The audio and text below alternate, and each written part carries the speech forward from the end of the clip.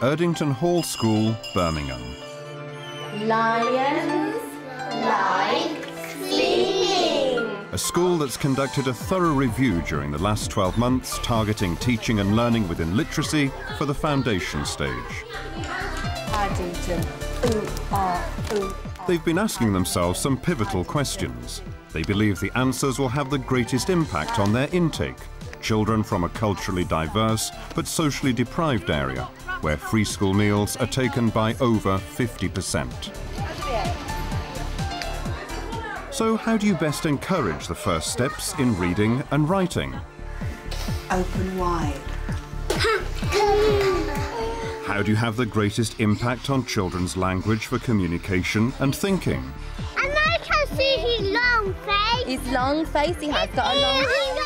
And what makes the most effective learning environment for literacy?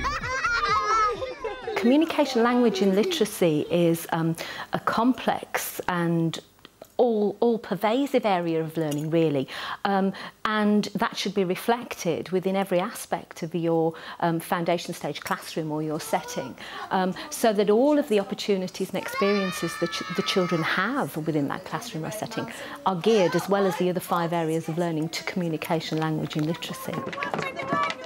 For the majority of children here, their literacy learning journey starts in nursery.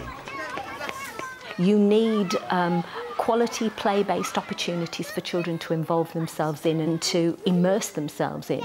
You also need an adult that actually has a clear idea about what learning they intend to happen, and to give children open-ended activities and opportunities that support that learning to take place. And you'd be looking for that dance to happen in your setting. And at Erdington Hall, that same dance continues in one of 2 reception classes. It should be noisy, it should be active, it should be have children questioning what they're doing, questioning the teacher, not just accepting everything, wondering why.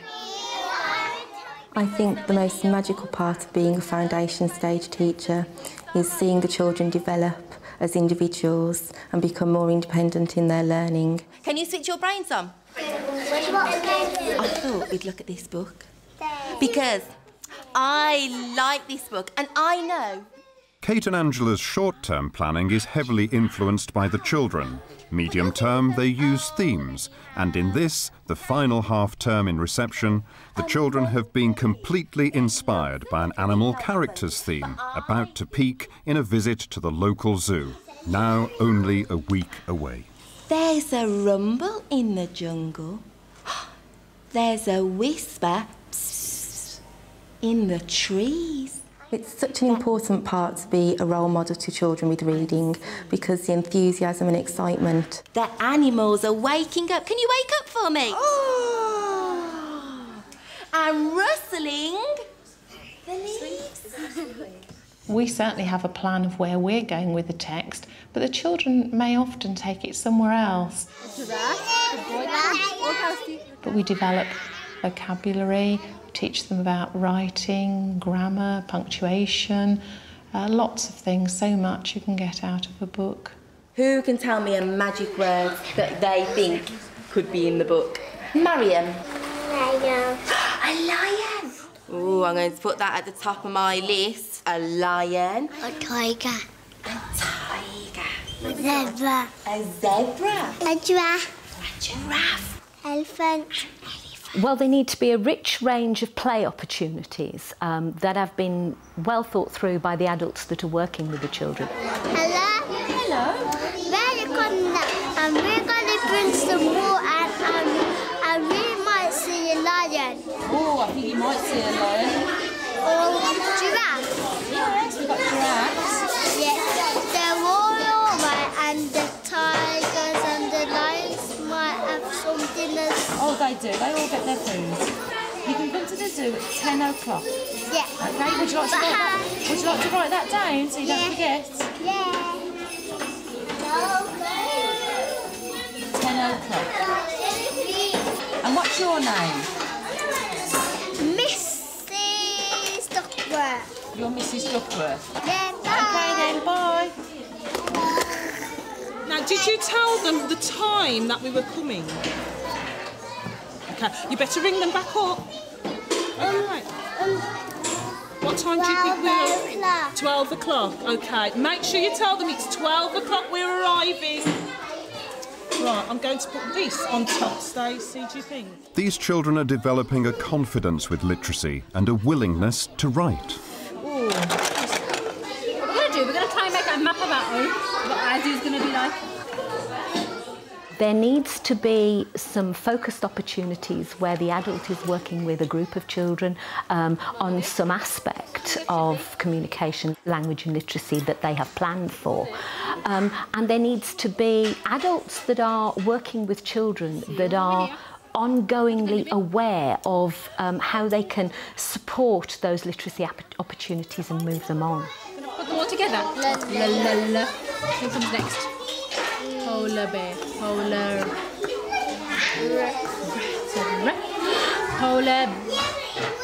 bear. The adult supporting children at play is the difference, when it's done well, between it actually moving it on and really linking children with further learning, or whether it actually stifles it and the play stops because of it.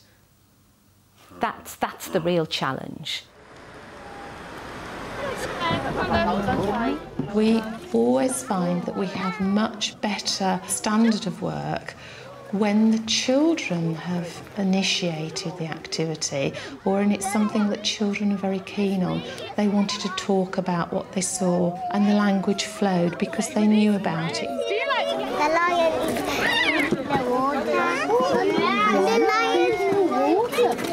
No, the lions are going in the water.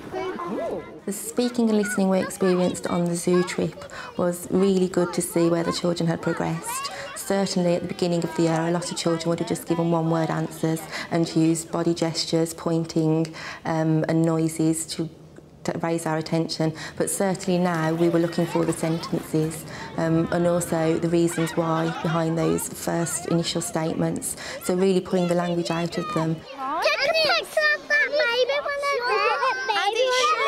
Legs are short, aren't they? I wonder what it eats. I know. I want feed. It feeds. What does it feed on? I think as practitioners we're very switched on to the environmental print around us, and so we don't miss a chance to teach. They were shouting, "There's a sign!" You know, they knew it was going to give them information. The maps they were very excited by. The red writing, the danger, you know, the animal's bite. This is the foundation stage philosophy in practice. The children are having fun. Angela's addressing particular targets in linking sounds and letters.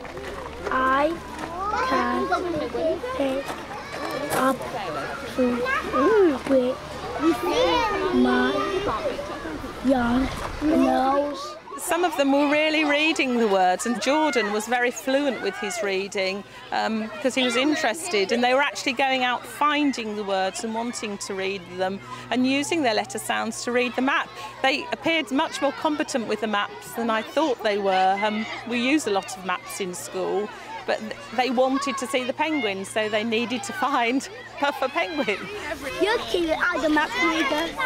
Move around, take a picture of the gorilla. OK then, that's fine. The real one! Yes. The DigiBlues have been here today, and also the speaking and listening cassette recorders, and that will be taking the children's experiences back into the classroom, and we can relive the moments that we've captured. And the daddy gorilla is outside. He's got eyes. He's got eyes like us. Oh no, he's not being shit. The language here is immediate, it's confidence, and it gives them a real perspective on the world that they live in. I like their neck. You like their neck? Why do you like their neck? Oh, he's living on some wood. I can see his body. You can see his body. How many legs has he got, Selena? 1, 2, 3, 4. 4 legs. And he's got one very long nose, hasn't he? Yeah, and I can see his long face. He's a baby one. Yeah. Could Green Class write an information book about their trip to the zoo? Do you think you will? Yeah. We thought I'm going to bring panda to my mum. Zebra. Lion क्या करना सी? Lion. Yeah, little tiger. So we didn't look at tiger. We looked at...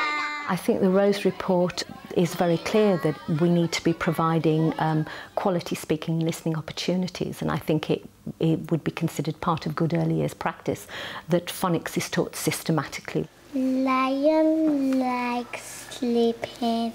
Wow, Zern, I didn't know that. I thought they ran around all day. So I think that's a really good sentence. The phonics teaching this year in reception has changed greatly. We've continued the style of teaching through from nursery to reception, and certainly teaching it in a multisensory way, through song, through actions, through story, has certainly enhanced the learning. At the end, well done, Stacey. To encourage the children to use letter sounds, we use the letters that they give us, so their confidence is built that they are becoming writers. I think you can see their learning through the whole child, through their thinking, through their communication, through their body language. Lions like sleeping.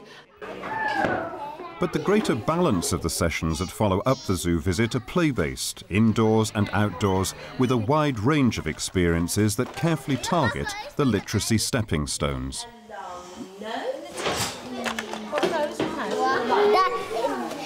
Did you look? Monkeys, the monkeys. Using the ICT, taking the DigiBlues on the trip was a valuable experience, as it brought the learning back into the classroom. So it's a way to start writing and to get the children back into that excitement and to remember actually what they saw on the day. I will say the monkeys were swinging. The monkeys are swinging. Well done. What do you think about at the beginning of your sentence? We need a capital letter. A capital letter. Go on then, you start. For capital, I can do that. Yeah. To remind you. And for a small letter, you can do that. A small letter. Well done, Stacey. I think what's important to remember is that you're seeing us in the third term, and whilst it may look as if it all goes together effortlessly, there's a lot of work that's gone into that.